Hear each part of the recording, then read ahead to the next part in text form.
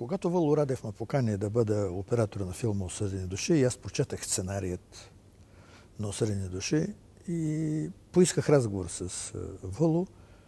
И така доста нескромно му заявих, че аз бих имал претенции към пластиката на изображението. Отваряме на скоба, самият Въло Радев е оператор.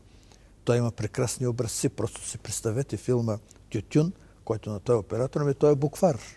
Той прелистваш и виждаш точно как се прави. И другите филми, които е снимал, Димитровград и така нататък. Но струва ми се, аз тогава поисках от Въло две неща. Едното, камерата да бъде субективна и да бъде ръчна, а не да бъде на статив, закована с пирони и така нататък, и да бъде обективна и да гледа. Но ако има бой, тя да бъде в боя. Ако така. И може би да се опитам да направя тази разбалансировка на цвета до степен, което зрителя я приема, но да я вкара в атмосферата на Пенеронда. Например, "Американска нощ", до тогава, струва ми се, не бяхме правили в българското кино. Това е снимаш през деня, постоянно нощно време. Слава Богу, фирмата Арифлекс беше произвела камерата Ари БЛ, на която касетите бяха отзад и се държаха в ръка, и те бяха балансирани и много лесно се снимаше с тях.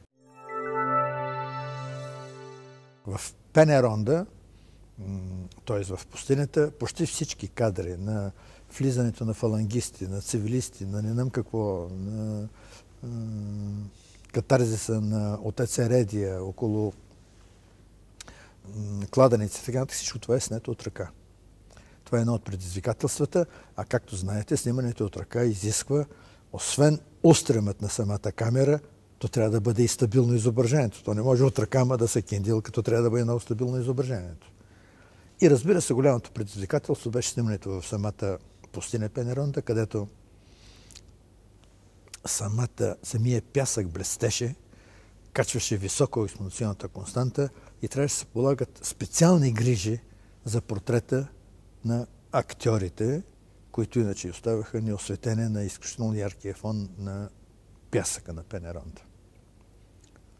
Но, общо взето, "Осъдени души" е една така голяма любов, едно очарование, един устрем на един млад оператор и на един олегнал режисьор, който знаеше какво иска.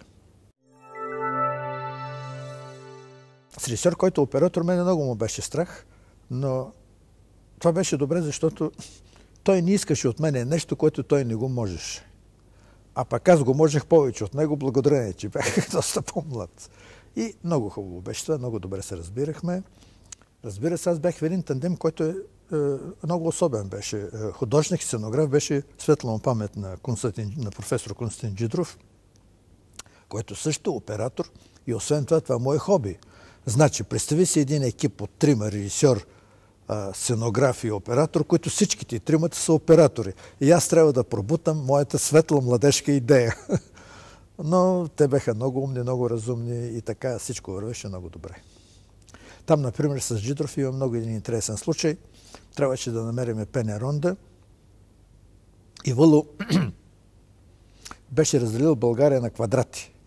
И ние тая седмица снима в А1, А2, така, за да намерим някъде. И накрая ние отиваме при Въло, казваме: "Въло, аз с фотоапарата." Казваме: "Въло, няма такова нещо. Не съществува в България Пенеронда." А той, който е Зодия Козаров, казва: "Не се едно, момчета. Трябва да намерите Пенеронда. Това не е възможно. Аре, тръгвайте пак отново." И един ден ние много отчаяни с Джидрата се качваме в самолета и отиваме във Варна да се едеме на пържен сафрит, да пием бяло вино и да се върнем съвсем отчаяни.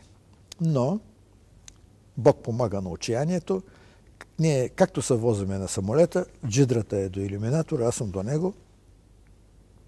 И еднъж Джидрата казва: "Виж то какво имаме, бутаме, поглеждаме Пенеронда." Аз обаче на хронометъра засеках къде се намираме, каснахме, веднага отиваме в сектора движение и казваме: "На 7 минути от тук, при захождане на самолета с десен, видяхме на пустиня. Къде се намира това нещо?" И те казах: "Това нещо е село Слънчево." Взехме едно такси и отидахме до някъде, защото нямаше път. Така че откриването на Пенеронда превеса е на джидрата, но ние нямаше да го намерим, ако аз не бех засегал координатите къде се движиме. И така намерихме тази Пенеронда, тая пустиня, която е от другата страна на побитите камъни. И там джидрата построи целият този лагер за тифусно болни.